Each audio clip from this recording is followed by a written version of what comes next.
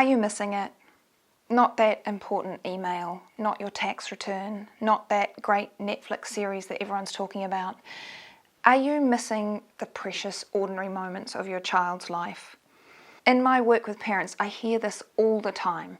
I've tried so hard to be present with my children, but I just can't do it when life is so overwhelming. Like them, I'm guessing you're physically with your kids a lot. You might even feel like you never get a moment to yourself, but you might also notice that your mind is often somewhere else.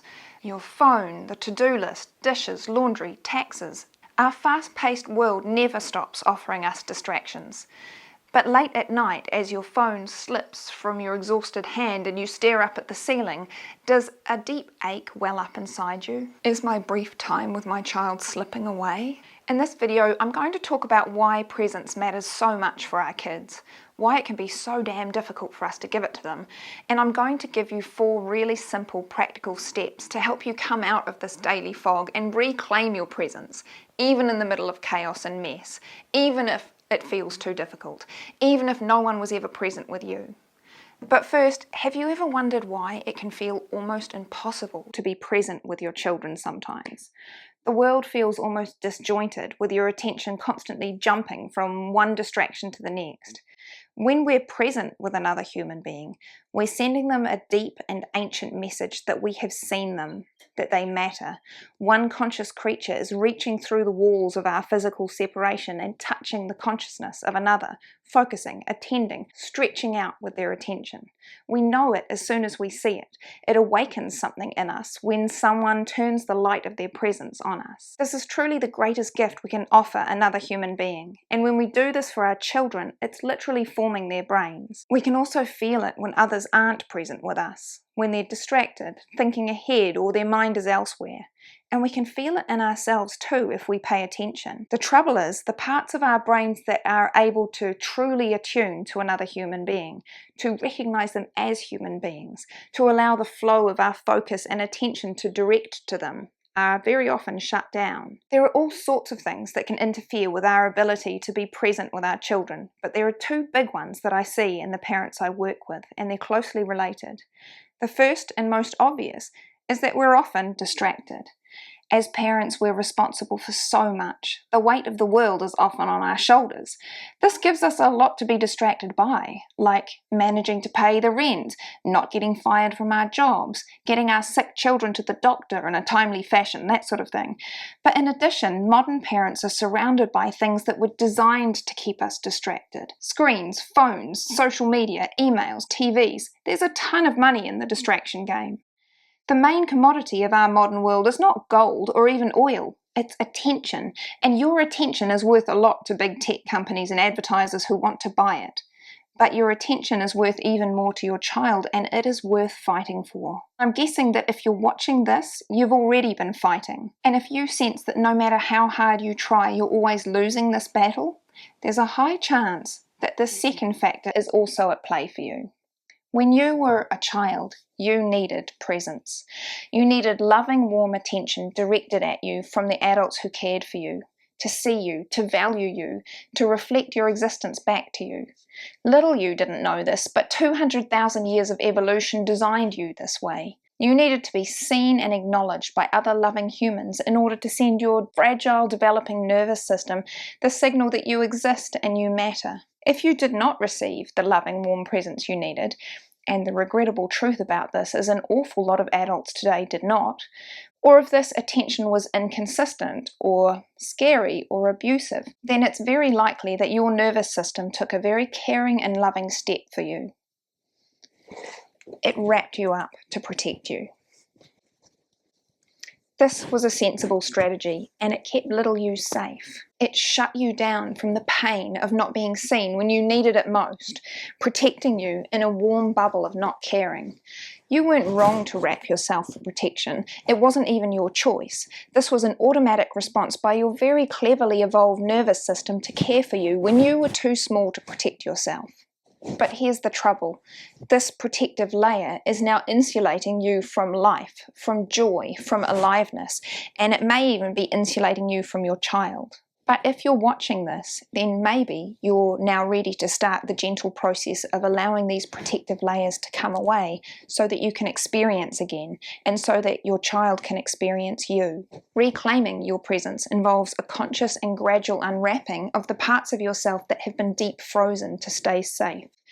It's challenging work, and you might need a lot of love, support, and care as you do this, but it is well worth it. So what can you do to reclaim your presence? I'm going to show you 4 steps you can take.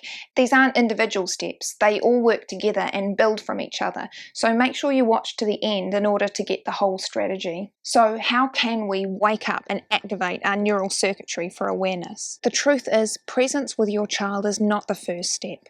The parts of our brain that are able to notice and be present with other people, regions like the medial prefrontal cortex, especially on the right-hand side, are also the parts that are able to be present with ourselves. This is actually great news because it means that we can practice presence with ourselves by noticing our own bodies, our own emotions in any given moment. This doesn't have to be a candle lighting, incense burning palaver. It can literally mean pausing for a minute every now and then just to notice, just to check in with ourselves. So let's try it now and see how painless this can actually be. Just for 10 seconds, notice what you feel. Notice your hands, your feet, the weight of your body, your breathing. What is happening in your body right now? And if the answer is nothing, I want to give you a little nudge. What does the nothing feel like? Can you trace its contours? Can you feel the cold, soggy outline of its edges? If you want a more detailed process for how to find this connection and awareness with yourself, I have a video linked in the description that shows you step by step, and you might want to have a look at that next. Once you start to build in regular brief moments to be present with yourself, you can start to learn what presence with your child might look like. If you didn't experience presence as a child, it can actually be a bit hard to recognize. One mother I worked with really thought she was being present with her children because she was always physically there. She would help her son get ready each morning, eat meals with him, cart him around to his activities, far more than her parents had ever been physically present with her. But over time she came to notice that while she was physically present in these moments, her mind, her thoughts, her awareness, her attention was often elsewhere. It was busy planning the next meal, checking her phone, thinking about that difficult conversation she had to have, checking her work emails or her finances. Her attention was very rarely with her son. And in a nutshell, this is what presence comes down to. Where is your attention? If, like this mum, this is all a bit new to you and you'd like a really simple formula that you can follow to let your child know that you're present with them every time you come back into their presence, I've made a really simple guide that you can print out and put on your fridge, and also a video that talks you through these steps. But for now, here is a thought. Think of the last time you were with someone and you felt really cared for, listened to, valued, heard. What did you see them do that let you know they were present with you? Maybe it was eye contact, their expression, something about the way they were holding their body, or the way they were responding to what you were saying. We can learn a lot from this, because we recognize true presence when we see it, and once we learn to notice it, we can learn to apply it to our child. Once you've identified what true presence with your child might look like, the next step is to get brutally honest about what is distracting you from presence with your child on a daily basis. If we're honest, most of us have a pretty good idea what the main contenders might be. We have this unpleasant, guilty feeling alerting us that we might be being pulled away more than we would like. And one of the main contenders is always in our pockets. But this is complicated. It's not as simple as just saying these distractions are bad, so we need to get rid of them. Because in fact, these things that are distracting us are also meeting needs for us.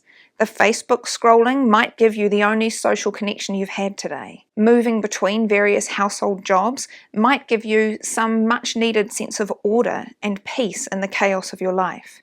Checking your work emails might give you some financial security or sense of contribution. Watching YouTube each night might be giving you some joy or meeting a need for learning. These things are able to distract us so easily because we modern parents are living in a needs desert.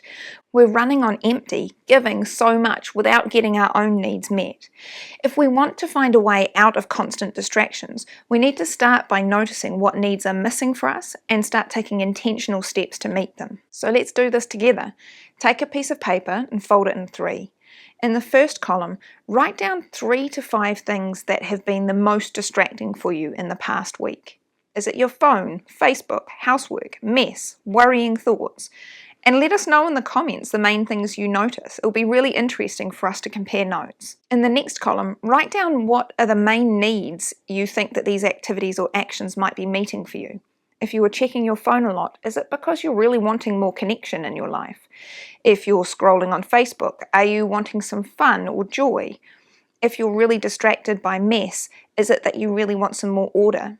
Or maybe some support. And if you're having a lot of worrying, intrusive thoughts, maybe you're really longing for safety or security. If you're wanting some inspiration about what needs might be behind your distraction, you can download this printable wall chart from the description below. In the third column, brainstorm some alternative ideas of ways you could meet each of these needs. So if you're seeking connection, could you join a club, take up a hobby, schedule a daily 10-minute catch-up with your partner or a text check-in with a friend? Or if you enjoy Facebook as a way to connect, maybe you could schedule a time during your day where it won't impact the other things that are important to you. Any and all ideas are welcome. And then from this brainstormed list, try to pick at least one new thing to add today to care for your needs. The point here is, rather than trying to fight our distraction like it's an enemy, we're trying to understand it. What is it that you're really looking for in the depths of the internet or at the bottom of the wine glass? And how can you start to meet these needs in ways that will better serve your life and your connection with your child? So once you've identified the main things that are distracting you from presence, you're ready to pull this together by creating regular intentional moments when you commit to being present with yourself and your child each and every day. I like to think of these as stepping stones of presence, regular moments throughout each day when you can really commit to being fully present with your child. This is putting quality over quantity. Regularity and consistency and frequency are the key here. As a first step, you can just identify 3 to 5 regular moments in your child's day when you will commit to giving them your full attention. These moments might be when your child first wakes up in the morning, during meal times, when they arrive home from school or when you come home from work, or at bedtime. Over time you can add more of these and give a little bit more time for each, but we can just start here. Think of these stepping stones as an appointment to bring your most present and alive self to your child. At first it might feel awkward or unfamiliar, but over time this practice will rebuild that neural circuitry of presence and allow you to return to your true nature. And if you would like to, please share the times you've chosen in the comments below. Writing things down is such an amazing way to solidify your intentions, and it also allows others and me to support you. You don't have to do this alone. Once you've identified these stepping stones, it can also really help to identify times in your day when you're going to allow yourself to rest, to reconnect with yourself, or just to zone out for a little bit. We're trying to rebuild presence really slowly and gradually here, not trying to kick the door down and ride in the shock of the sudden brightness. What you might notice once you've built in these stepping stones is that one of the biggest blocks to presence that can come up over and over again for parents is guilt. Overwhelming, gnawing guilt. So learning how to work through our parenting guilt can be an incredibly important step to reclaiming our presence. And if you want to know how to move through your guilt so that you can really enjoy these moments of presence with your child, you can watch this video here.